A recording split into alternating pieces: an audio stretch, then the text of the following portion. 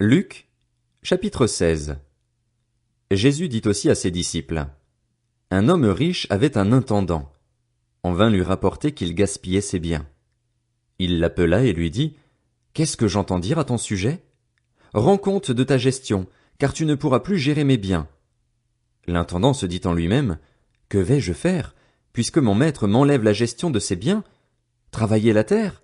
Je n'en ai pas la force. Mendier? J'en ai honte. Je sais ce que je ferai pour qu'il y ait des gens qui m'accueillent chez eux quand je serai renvoyé de mon emploi. Il fit venir chacun des débiteurs de son maître et dit au premier: Combien dois-tu à mon maître? Je dois 100 tonneaux d'huile d'olive, répondit-il. Il lui dit: Voici ton reçu, assieds-toi vite et écris 50. Il dit ensuite à un autre: Et toi, combien dois-tu? Je dois 100 mesures de blé, répondit-il. Et il lui dit: Voici ton reçu, écris 80. Le maître fit l'éloge de l'intendant malhonnête à cause de l'habileté dont il avait fait preuve. En effet, les enfants de ce monde sont plus habiles vis-à-vis de leur génération que ne le sont les enfants de la lumière. Et moi, je vous dis, faites-vous des amis avec les richesses injustes, afin qu'ils vous accueillent dans les habitations éternelles lorsqu'elles viendront à vous manquer. Celui qui est fidèle dans les petites choses l'est aussi dans les grandes, et celui qui est malhonnête dans les petites choses l'est aussi dans les grandes. Si donc vous n'avez pas été fidèle dans les richesses injustes, qui vous confiera les biens véritables? Et si vous n'avez pas été fidèle dans ce qui est à autrui, qui vous donnera ce qui est à vous?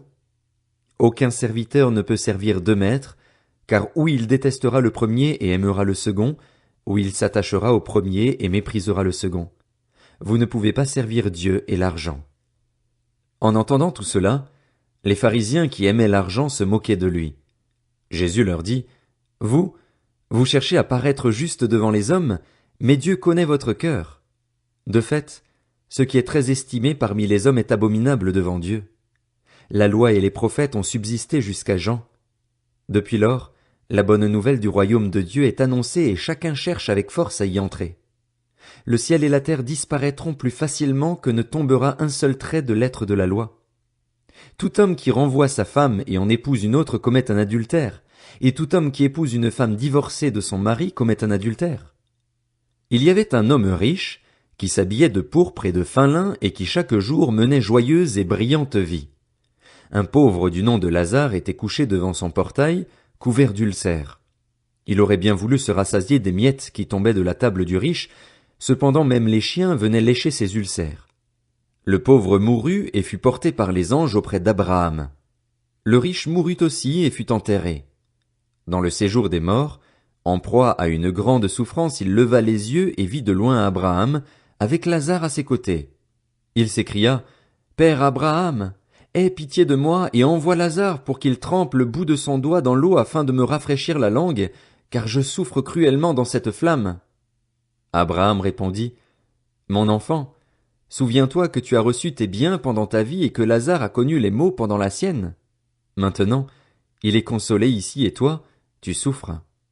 De plus, il y a un grand abîme entre nous et vous, afin que ceux qui voudraient passer d'ici vers vous, ou de chez vous vers nous, ne puissent pas le faire. Le riche dit: Je te prie alors, Père, d'envoyer Lazare chez mon père, car j'ai 5 frères. C'est pour qu'ils les avertissent, afin qu'ils n'aboutissent pas, eux aussi, dans ce lieu de souffrance. Abraham lui répondit: Ils ont Moïse et les prophètes, qu'ils les écoutent. Le riche dit: Non, Père Abraham, mais si quelqu'un vient de chez les morts vers eux, ils changeront d'attitude. Abraham lui dit alors: S'ils n'écoutent pas Moïse et les prophètes, ils ne se laisseront pas persuader, même si quelqu'un ressuscite.